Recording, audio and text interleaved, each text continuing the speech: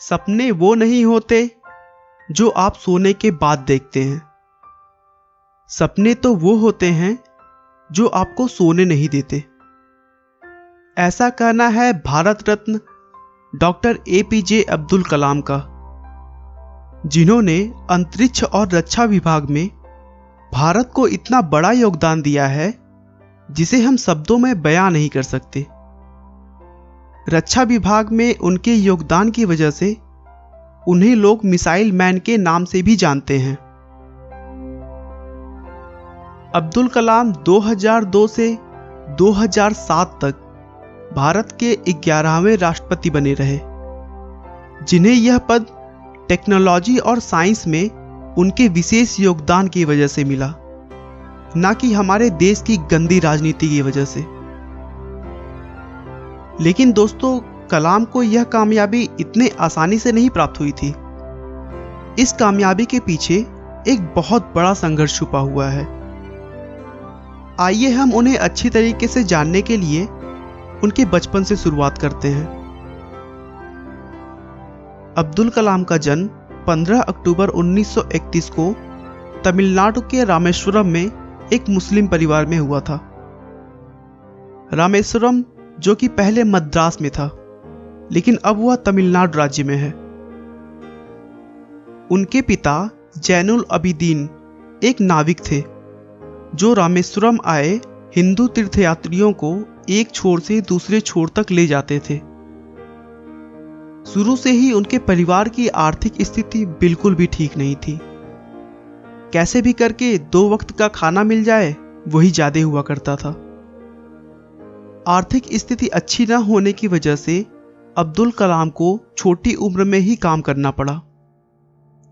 वह अपने घर वालों के आर्थिक मदद के लिए स्कूल से आने के बाद न्यूज़पेपर और मैगजीन बेचने का काम करते थे। इतने परिश्रम के बाद भी वह अपना पढ़ाई में पूरा ध्यान लगाते थे। उनके अंदर हमेशा कुछ नया सीखने की भूख रहती थी। उन्होंने अपनी स्कूल की पढ़ाई पास के ही एक साधारण से स्कूल से पूरी की और उसके बाद तिरुचिरापल्ली के सेंट जोसेफ कॉलेज में एडमिशन ले लिया, जहां से उन्होंने सन 1954 में भौतिक विज्ञान से ग्रेजुएशन किया। उनके पढ़ने और लिखने की शौक की वजह से उन्होंने पढ़ाई बंद नहीं की और आर्थिक स्थिति अच्छी ना होने के बावजूद भी उनकी लगन और मेहनत को देखते हुए उनके घर वालों ने पूरा सपोर्ट किया और आगे की पढ़ाई भी करवाई। वह पढ़ाई के लिए 1955 में मद्रास आ गए, जहां मद्रास इंस्टीट्यूट ऑफ टेक्नोलॉजी से उन्होंने अंतरिक्ष विज्ञान या फिर इंग्लिश में कहा जाए तो एयरोस्पेस इंजीनियरिंग की पढ़ाई की। इंजीनियरिंग की पढ़ाई पूरी करने के बाद अब्दुल कलाम रक्षा अनुसंधान और विकास संगठन यानी DRDO में वैज्ञानिक के तौर पर चुने गए। वहां पर कलाम ने अपने कैरियर की शुरुआत भारतीय वायुसेना के लिए एक छोटे से हेलीकॉप्टर का डिजाइन बनाकर किया, लेकिन DRDO में काम करके उन्हें संतुष्टि नहीं मिल रही थी।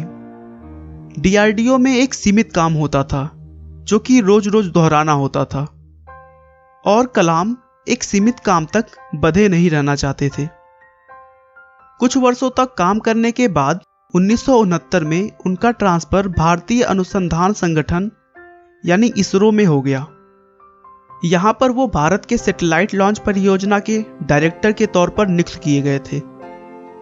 उस परियोजना को उन्होंने बखूबी सफलतापूर्वक पूरा किया और तभी उन्हें यह एहसास होने लगा कि शायद मैं इसी काम के लिए बना हूं। उसके बाद से उन्होंने कभी भी पीछे मुड़कर नहीं देखा और एक के बाद एक शक्तिशाली मिसाइलें भारत को दी और दुनिया को दिखा दिया कि हम भारतीय भी किसी से कम नहीं हैं। एक अद्भुत वैज्ञानिक के तौर पर उनकी उपलब्धियों को देखते हुए 2002 में उन्हें राष्ट्रपति पद का उम्मीदवार बनाया गया और 2007 तक उन्होंने बखूबी अपने कार्यों को पूरा किया। अब उनकी उम्र काफी ढल चुकी थी। इस उम्र में आकर हर व्यक्ति आराम करने की सोचने लगता है, लेकिन उन्होंने ऐसा नहीं किया। वह कई जगहों पर प्रोफेसर के तौर पर कार्यरत रहे और अपना पूरा समय नवयुवकों के मार्गदर्शन में लगा दिया। मानवता की भलाई और मनुष्य का जीवन अधिक सफल बनाने के लिए अब्दुल कलाम जी ने अपना पूरा जीवन समर्पित कर दिया और 27 जुलाई 2015 को अध्यापन कार्य के दौरान ही उन्हें दिल का दौरा पड़ा और वो हमें छोड़कर चले गए। दोस्तों, अब्दुल कलाम का कहना है कि जीवन में कठिनाइयां हमें बर्बाद करने नहीं आती हैं, बल्कि यह हमारी छुपी हुई सामर्थ्य और शक्तियों को बाहर निकालने में हमारी मदद करती हैं। कठिनाइयों को यह जान लेने दो कि आप उससे भी ज्यादा कठिन हो। आपका बहुमूल्य समय देने के लिए बहुत बहुत धन्यवाद। इस वीडियो को लाइक करके आप हमारा मनोबल बढ़ा सकते हैं। मैं हर रोज एक नई इंस्पिरेशनल और मोटिवेशनल वीडियो के साथ आता हूं। दोस्तों, अगर आप हमारी वीडियो को मिस नहीं करना चाहते तो कृपया चैनल को सब्सक्राइब कर लें। आपको यह कहानी कैसी लगी हमें कमेंट करके जरूर बताएं। धन्यवाद।